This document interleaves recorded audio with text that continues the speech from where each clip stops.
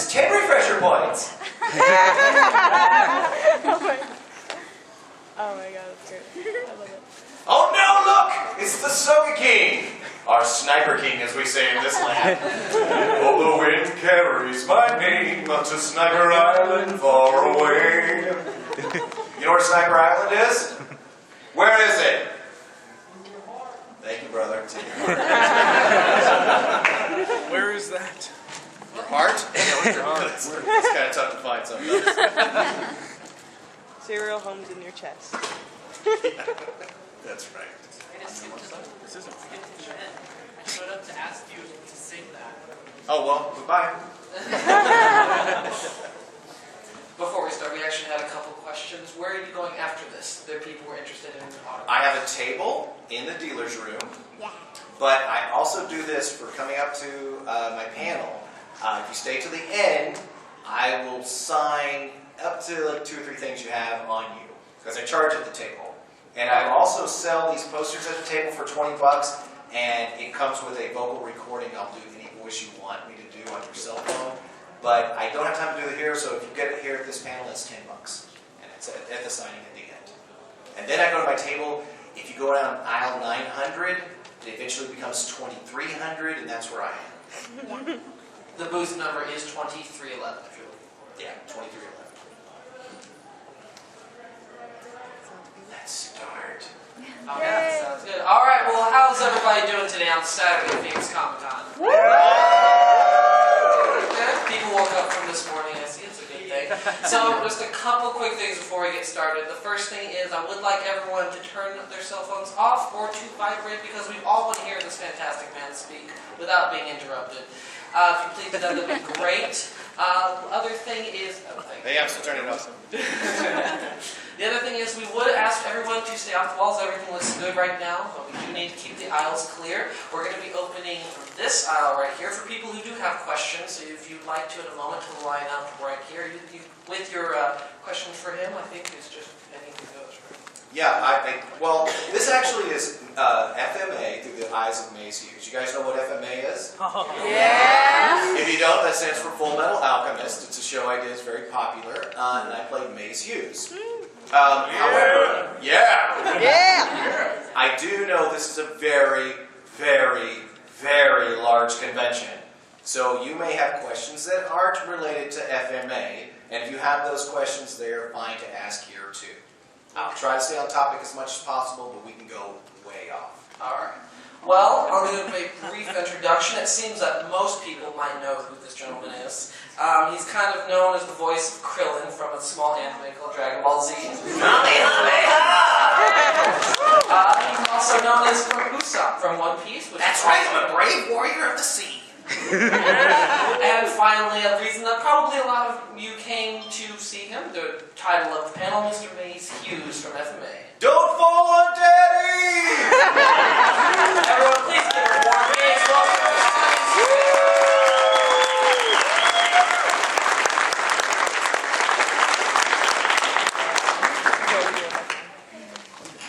Hi. And there are other characters I've done. Usopp on One Piece, you guys know, right?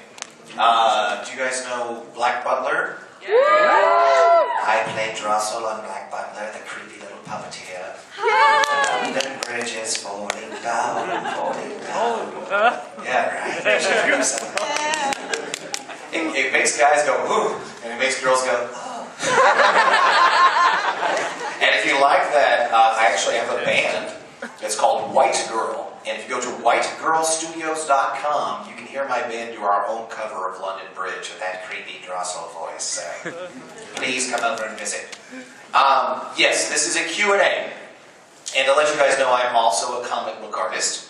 I was published at Tokyo Pop. I was published at DC with my work with ElfQuest. Currently, I am coloring ElfQuest for Dark Horse Comics. So please check that out as well. So if you guys have questions about FMA, we will answer all those questions that I possibly can, although bear in mind that I die very quickly, especially in Brotherhood. I know, right? Because like the first series, it was like episode 25, that's cool, good long run, and then dead. But then Brotherhood comes along, and it's episode 9. Get it over with. Painless. But you're in flashbacks. That's right, I am in flashbacks. He's the character that's very, very hard to kill. Because we love you. He died the first time. Now, Mike McFarlane, who was directing that episode where he died in the first Brotherhood, first Brotherhood, first FMA, I came to work that day to record another show, and he said, hey, guess what? Your character died on TV last night. I went, great. He goes, does that make you sad? And I went, a little. And he goes, well, I'm going to cheer you up. And he took me to all the website forums where people were crying because Hughes died last night. I was like, yes. I made the nation cry. So, if you guys have any questions running that gamut, are also into comics, how to break into comics, I will answer those questions too. I've been a director at Funimation. I've been a writer at Funimation. Do you guys know Funimation's Lupin the Third series, the movies that we did? Yeah. I directed all but one of those. We did like 11, and I played Lupin in that. As well as I played Lupin in the most recent Lupin series, a woman called Fujiko Mine, which came out last year. And I won a Bacon Award for that, for Best Actor, so check it out. Now, a little thing about asking questions in here. We will ask questions. If you guys feel brave enough, you can ask them here. If you just want to raise your hand, I will call on you. But here's the thing. If no one asks a question in this class, I start with this gentleman right here. And everyone has to ask a question in this class. It's just like high school. Right? It is like high school. I was originally going to be a theater professor. That's what I majored in college. And ended up being a cartoon voice actor, which is much more fun. Yeah. All right, so do we have any questions? No, thank you guys. Oh, shoot. So, Yes. What was your first reaction when you found out the actual storyline of how your character was going to end as Maes Hughes? I felt really unemployed. Well, I was going to tell you, like, he showed me that made everybody cry, and I thought that was pretty cool, but I thought that was the end of it, right? No. And then I got a call about a year later, I guess, it was maybe not quite a year, and Mike said, hey, we need you to come out and do some more Hughes. And I went, what? Is he a zombie? What's going on? He goes, no. So Dragon Balls, right? But wished him back. No, it's a different show. So he said, what happened is that Envy takes the form of Hughes. So we need an evil Hughes. And I went, oh, that's cool. So I got to do an evil Hughes. Now that, I figured, was the end, right? Well, cut to later, and I get a call from Mike, hey, we need you to do more Hughes. I went, what, is Envy back? He said, no, it's a movie. Oh, cool, I get to do the real Hughes, with the daughter and the wife. He goes, well, he's not married. What? And he doesn't have any children. Whoa, it's not Hughes. Well, it gets worse. What do you mean it gets worse? He's a Nazi. All right. So it's Hughes the Nazi. Very good. But no German accent. Oh, damn it. So I got to do sad Hughes, which was still cool because it was Hughes. Any excuse to do Hughes, right? So then I thought, okay, that's it. You can really mourn this character. You would never playing him again. And I get a call. It's Mike. He says we're doing a new version called Brotherhood of FMA. It's redoing the whole series, and we get Hughes again. We're like, yes! So Hughes comes back. It's the real Hughes, and he is way over the top. He's much funnier than in the first series. And so it was cool to get to do him again. And then he died, and I went, okay, that's the end. And I actually shed a tear. I was like, okay, that was really cool. I'm never going to do him again. And then the OVA started coming out. So, okay, I'm never saying goodbye to this character. He's going to come back somehow. So that's basically how I felt about his death. I don't believe it. He's come back more times than Krillin.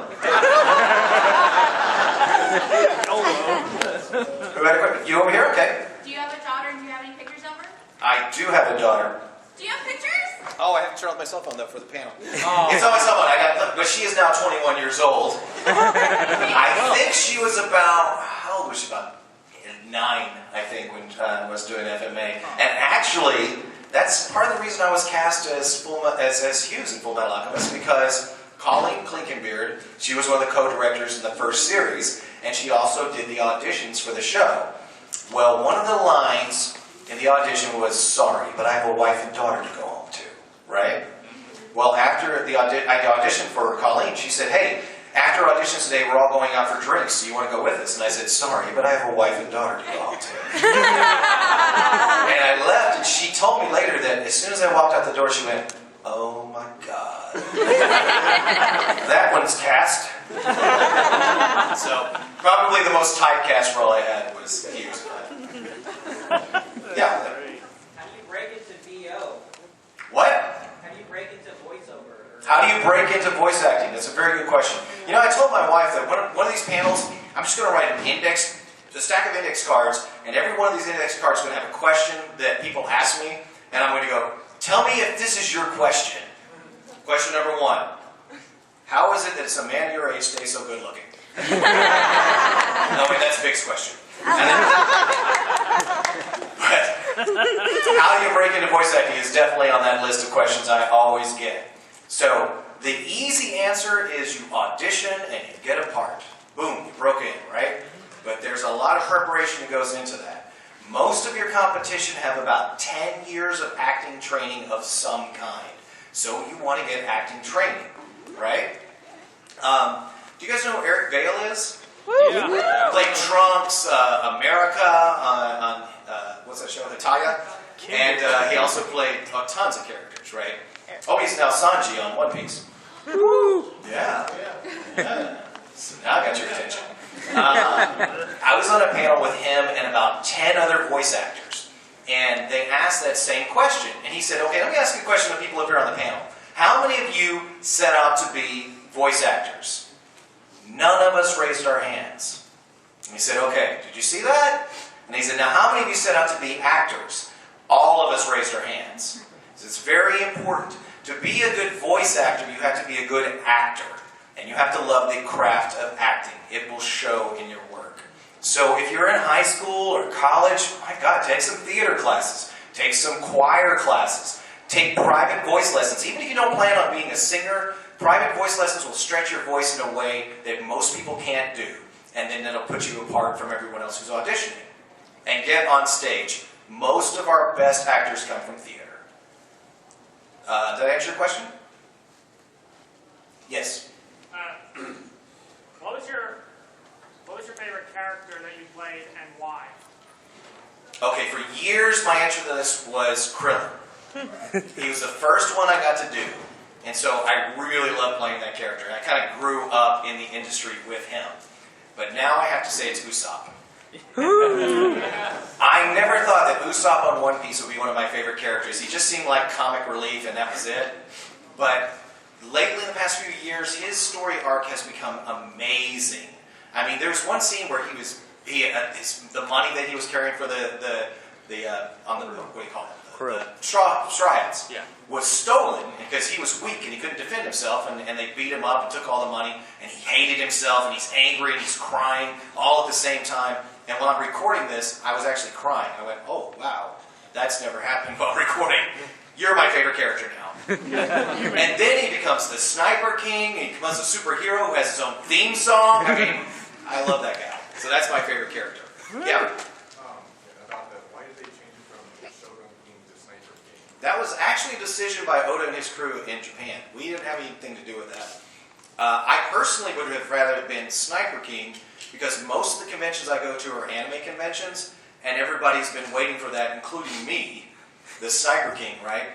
But they said, no, Soge means sniper, so you need to do it as that so that everybody will know what that means. And that's the only reason they did it. We were just waiting. We were waiting until the last minute. As a matter of fact, the day I recorded, they said, we think that they're going to go as Sniper King, so we sang Sniper King. He said, but be prepared to come in and sing the song again next week as Soge King. So it was that close to the wire that they decided on it. Another thing about that show, that is the one part, if you say you don't like the way I do the character's voice, I say I don't care. Because I was actually cast by Oda and Oda's crew. They decided they wanted a hand in casting the American cast on this. The first one was done by 4Kids. But for whatever reason, they wanted to recast it. And so they said, this time, we want a hand in casting these people. So this, in a way, we're kind of the American-Japanese cast, because we're cast by Oda. What Oda wants the American cast to sound like, that's what we are. Yeah? How did you feel when you were cast as Usopp? I felt awesome, because that's the one part I wanted. And as a matter of fact, because we had the sound as close to the Soye as possible, the original Japanese as possible, we actually got to hear it first, and during the auditions. Well, Mike McFarlane had to leave the audition, in the middle of my audition, he had to go do something, and he walked away, he said, I'll be right back. And while he was gone, I turned to the engineer and I said, play that a few hundred times before he gets back so I can really hear it. So I really cheated. I cheated again. Kind of an Usopp move, really. I won!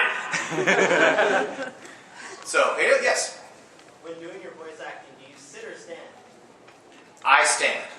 A lot of people sit, a lot of people stand. I'm one of those guys that if they're doing something on the screen, I'm doing exactly what they're doing. Even if they just have their hands on my hips, I'll stand with my hands on my hips, just like they are. I have punched many microphones, especially as Krillin.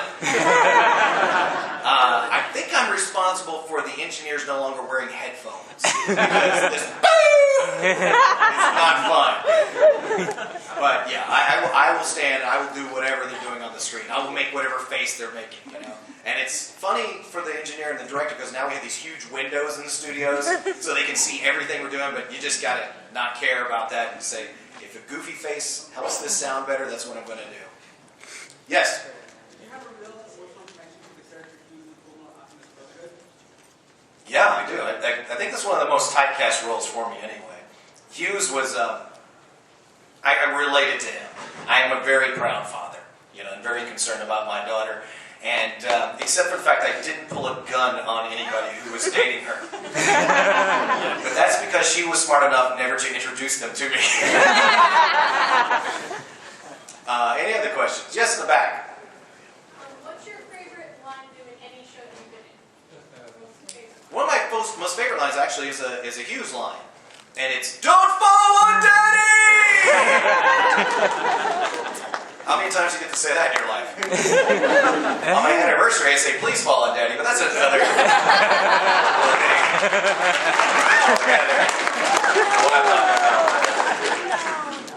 Yes? So, did you have feels when the Mary had to go? I did have feels. That was heartbreaking, wasn't it? Yeah. And I had feels when Luffy and Usopp face each other. I don't want to give away too much. You guys seen it all, right? We're caught up? Yeah, Okay, for the most part. There's a little conflict that happens. little tiff between Usopp and Luffy. It's not, but it's awesome. Yes. Yeah, what was your favorite scene in Dragon Ball? My favorite scene in Dragon Ball was when Krillin had the device that could shut off the androids, and he has having this inner struggle. Now, I'm still kind of green. This is my first role, right? And we were, at that time, you know, still kind of getting used to matching the mouth flaps on the screen and trying to sound natural while doing it, right? So it's kind of like puppeteering what we do, but it's in reverse. The screen is the puppeteer, and you're the puppet. And you got to let that screen manipulate you, right? But here's a scene where Krillin had this whole dialogue, this monologue in his head. And he was struggling with this because he had this huge crush on this android. And yet his job is to kill them, shut them down, right? And he couldn't do it. He couldn't bring himself to do it. So I could just act naturally. I didn't have to worry about the flaps or anything. And suddenly it clicked in my head who this character was. And I was like, he's a sap. Just like I was in my 20s. So I totally related to him. Yeah. What's your favorite move to do as Krillin? I like the Destructo Disc. And I like the Destructo, because a lot of people say that Krillin's weak. Krillin is not weak. Krillin is the strongest human being, and Tien's not a human, so don't even put it. And even if he was, I think Krillin still has an edge. Because Tien might be able to defeat him, but he's got to kill himself first.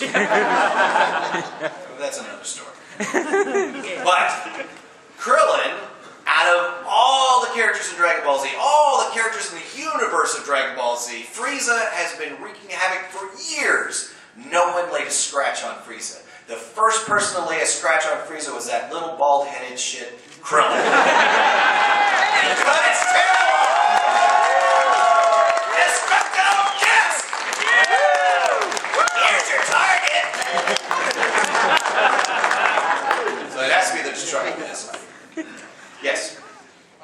character, when one of your characters dies in the show, do they tell you like a couple of weeks ahead of recording, like, hey, your character's gonna die, or do they just like cut your strings and go, okay, bye?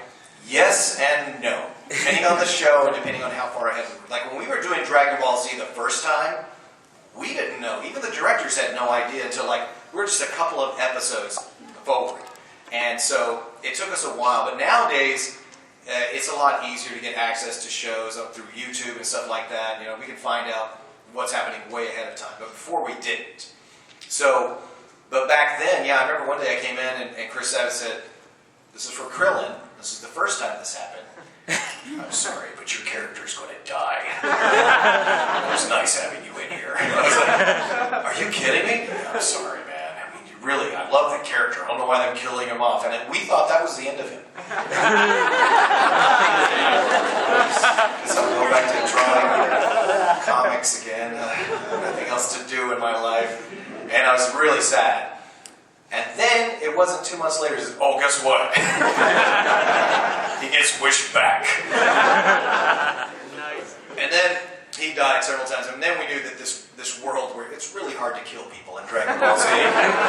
So if you die, you're probably coming back. Don't worry about it. And not only that, you might come back stronger because you get to train with King Kai while you're dead. So it's really kind of a vacation. A deathcation. Yes? A deathcation? Yeah, either one. Yeah. Okay. No, at the same time. Oh, okay. No, go ahead. So this one, okay, when he was like this, Krillin, mocking Krillin, I just wanted to tell you that this is how long you've been with him. And now he has every single Dragon Ball Z there, or Dragon Ball everything that there is, but he was like, I gotta go to Comicon because I gotta meet that guy who has the voice. Well, Kamehameha, little dude.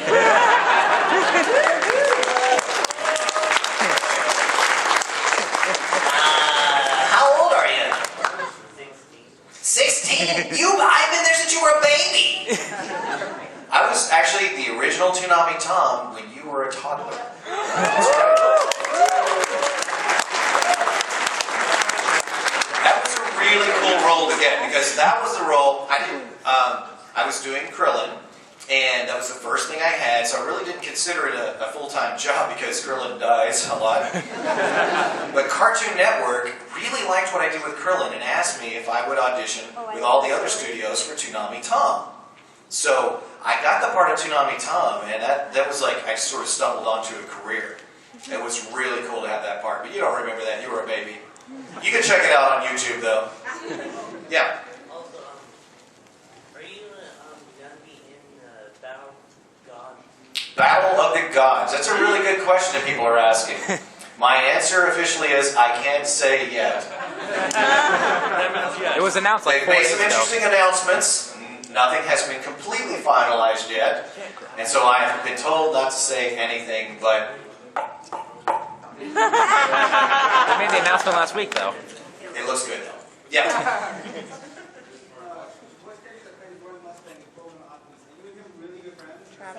Travis Willingham? No, he's a dick. No,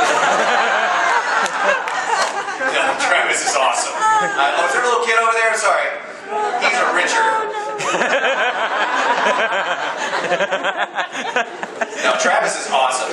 Travis, speaking of little kids, he's really fun to imbibe beverages with and to get in trouble with.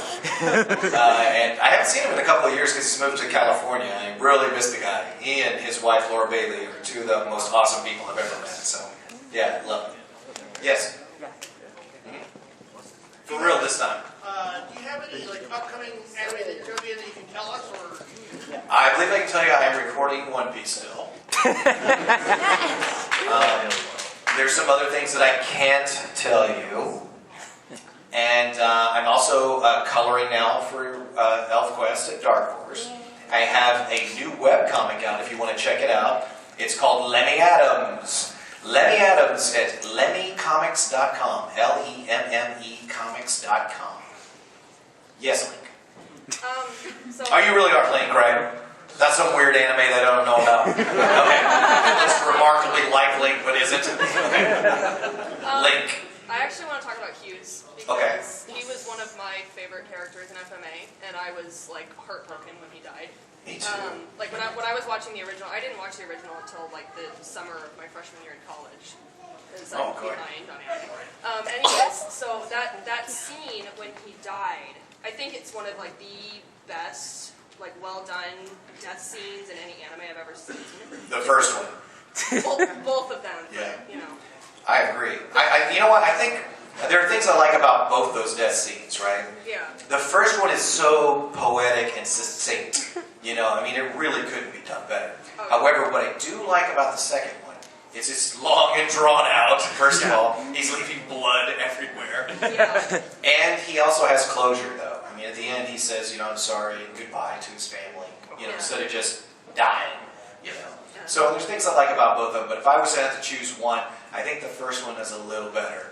The first one was definitely more devastating because Yeah, that's it. I didn't see it coming. And that is exactly Yeah. the impression that that's supposed to leave with you. It's supposed to be devastating. And if you don't cry when he dies, you're definitely going to cry at the funeral, right? Right? When Alicia's like, oh, Daddy! Oh, he's got work! Give me a shovel! I gotta get my daddy out of there! Right? Way to make yourself cry. Daddy is not dead. He's Don't pour just that- haunting you. Don't pour that dirt on Daddy. My question for you is, for the first series, when you had to go record for that scene when Hughes dies, did they tell you right away, or how Yes. did you prepare yourself to do that? Because Well, it was so devastating. It is, and Mike McFarlane was directing that episode. Back then it was Mike and Colleen directing, and he knew how important and pivotal this episode has to be. So we usually do not see the script ahead of time as voice actors. We just walk in, hope the director knows what he's talking about, and he has to tell us what's happening in the scene. But this is very important, so he gave me the original Japanese on a VHS from back then. And VHS in 2005. exactly. Although people are still collecting those out here. I don't know why. But he gave me the original and also the script so I could watch it a week ahead of time and really make that scene powerful.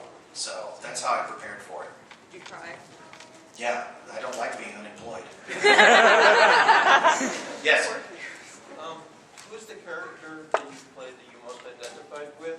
And this second question for that is, who's the character you felt you put your all, like? I always put my all into every character. I mean, these are my babies, you know. I will give everything. Even like, one time I was cast as a guy.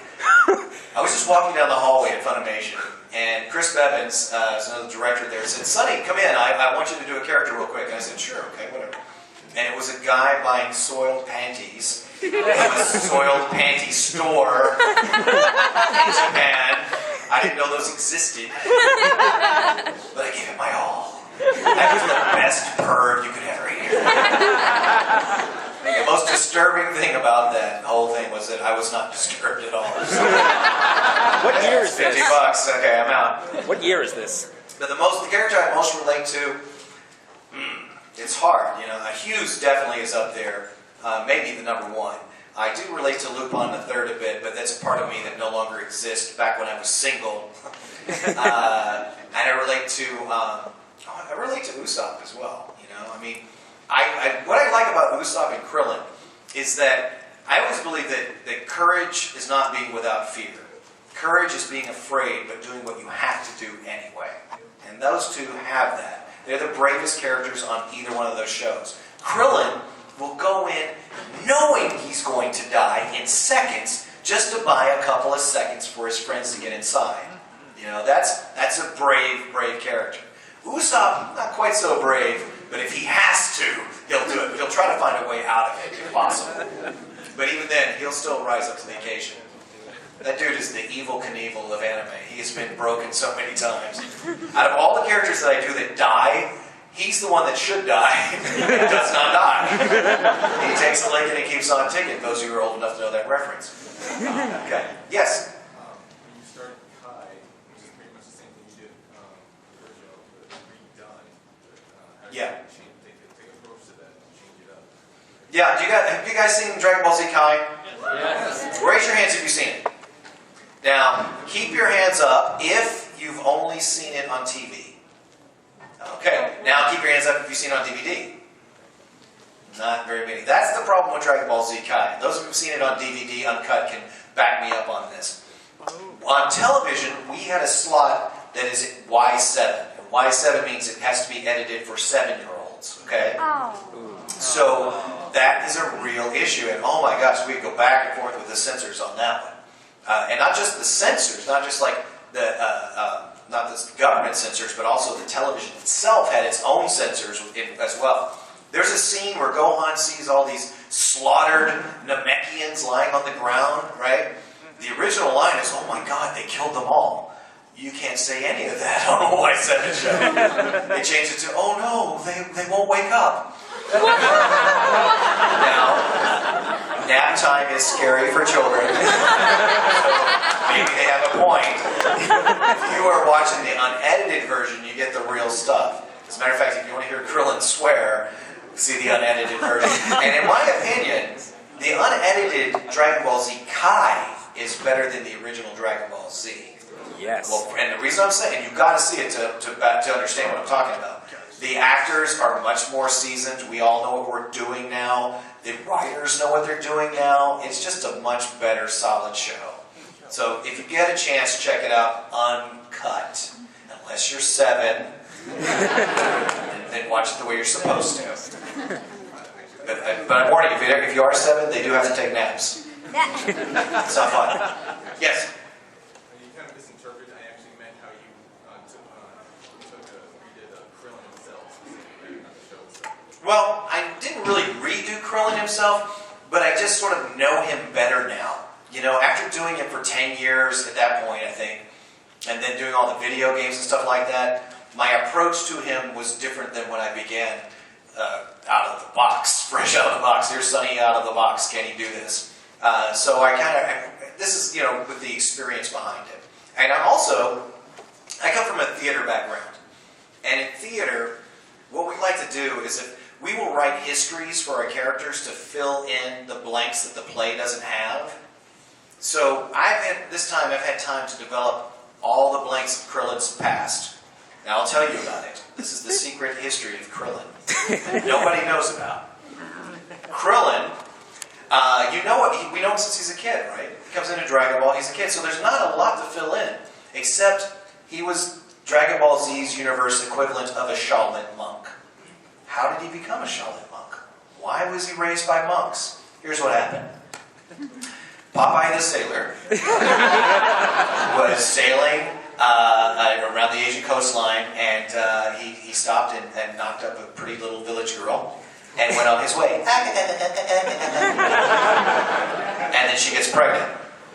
And in her shame, she went and delivered the baby to the monastery and left him there at the Shaolin monks. And that's why he was raised there. Now, here's my theory. This is why he's so strong.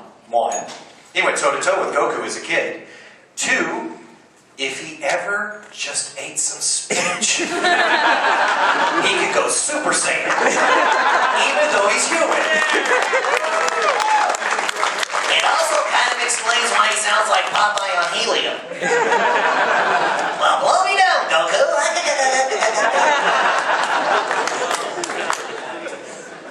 Yes. You said you stumbled onto voice acting by accident.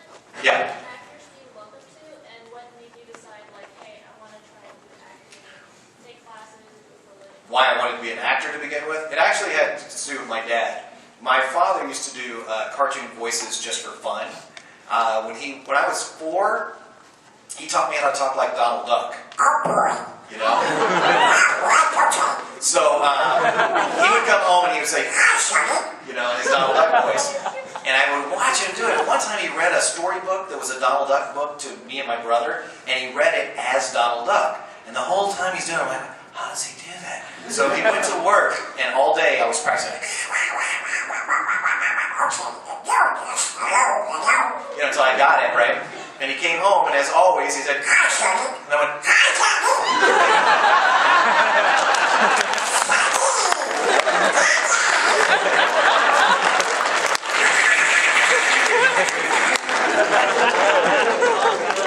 and so then he's like, okay, now I want you to do Mickey Mouse. So he taught me all these different voices, after that. And so then it was just like, oh, I love doing voices.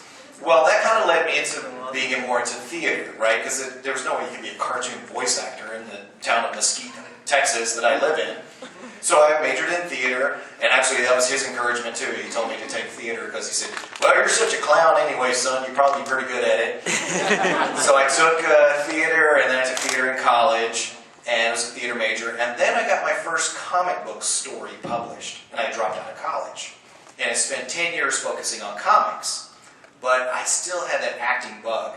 So I did a lot of theater, did semi-professional theater in Dallas and Fort Worth, and a lot of community theater as well, just to keep acting. And my friend, Michelle Irving, was an actor I met in theater, who was a friend of Chris Sabat's, who was the assistant director at that time of the new Dragon Ball Z show. She auditioned for him and didn't get a part. But she said, you need to audition for this because you do all those funny voices. So I thought I'd give it a shot. And so I went over there and did the audition and ended up with Krillin. So, and again, I said that Krillin dies a lot, so I didn't really take it seriously. I thought it was just something fun to do until I got to be Toonami Tom. And then I went, okay, I need to take this more seriously. This could be a career. And it has been. I've been doing it for 16 years now. Did that answer your question? Yes? How did you feel about the OVA that he's singing the rap, the Mustang rap, when you're trying to call Mustang for help? Do you remember that How do OVA? I feel about it? It's awesome. That's all I have. It's cool. And I like the miniskirt thing too. You know, I was second runner-up for Roy as well. Yeah, that would have been an interesting Roy, huh? That would have been interesting. Yeah. Really. Let's see them all in miniskirts! Hughes! Yes? Can you comment on the evolution of the involvement of the Japanese studio in English dub over time? Because it seems like maybe the quality has improved since like maybe the early to mid 90s, and I'm wondering if it's well, the quality of anime has improved, and the reason is and the quality of it seems like maybe the dubbing as well. Studios have seen what earlier English studios would do and say no, and right. Well, it's Funimation's goal. As soon as Chris Sabat took over, because originally it was Barry Watson who directed it, and do you know what prelay means? Prelay in animation is when you do the voice first and then they animate on top of it. Yeah. Well, Chris Sabat made it his goal for us to sound eventually as if we've done prelay. That was our goal. We wanted to make it sound like we're not dubbing, that we've actually recorded this and they animated on top of us, even though they're not. And so it took a while, but eventually we got to a point where Funimation had a really high degree of quality and we could do this. We have actors now, myself included, who will improvise to mouth flaps. And most of us have also written the shows. So we really understand that. If you've ever written for anime in America, it's a very interesting challenge.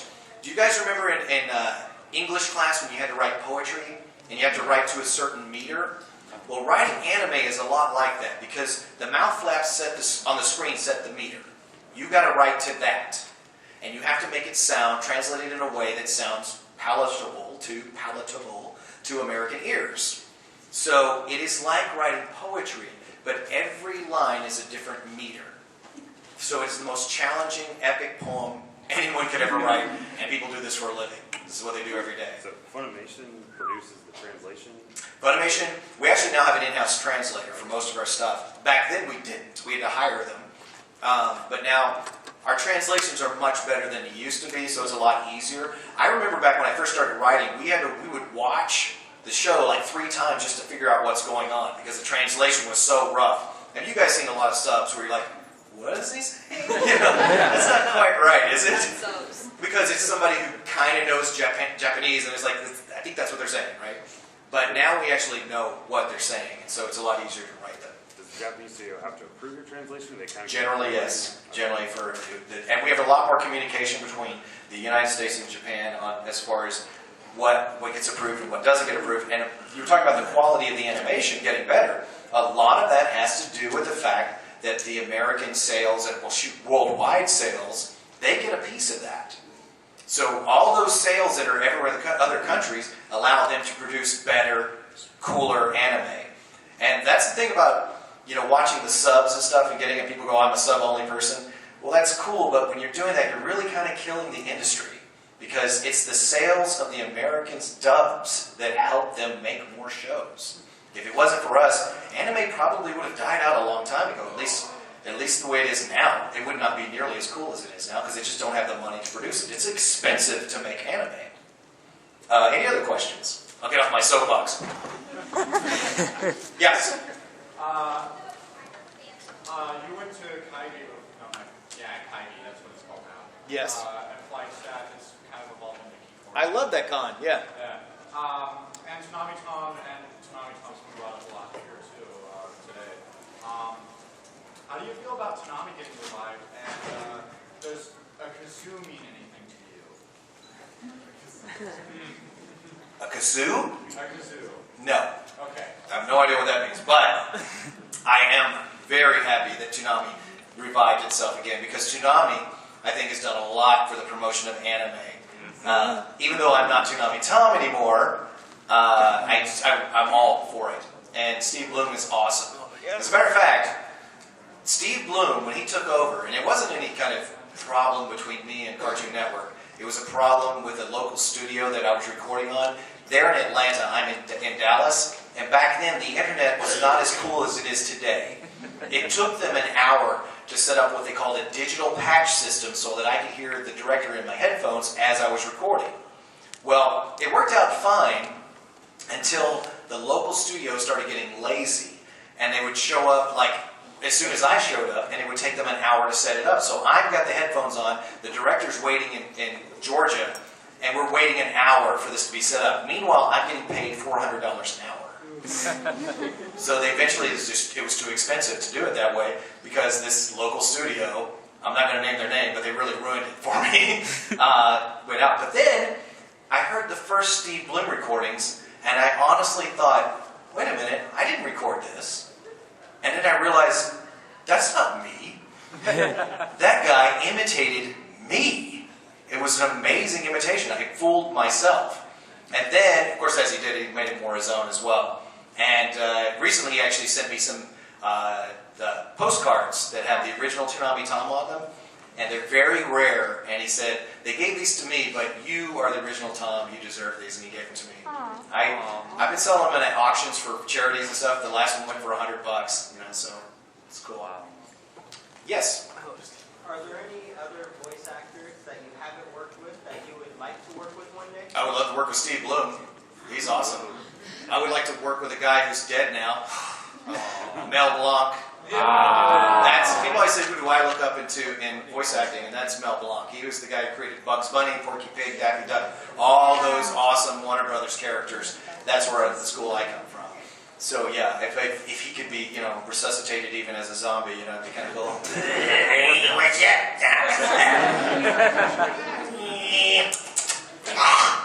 up? Okay, what's your question? Sorry to ask again, but for anime that goes, that takes kind of a time skip, or it's canceled, or the show is canceled and then it comes back, like Kenichi, do you have to do any difference in the voice, like make it age or anything like that? Oh yeah, if you listen to Krillin, like in GT, he sounds a lot older. He gets more like Popeye. He started out like this, and as the years progressed, he started talking more like this. But by the time he got married to Android 18, it was kind of like on this level, and then he got a little bit older. And I think if you got to be really, really old, 18.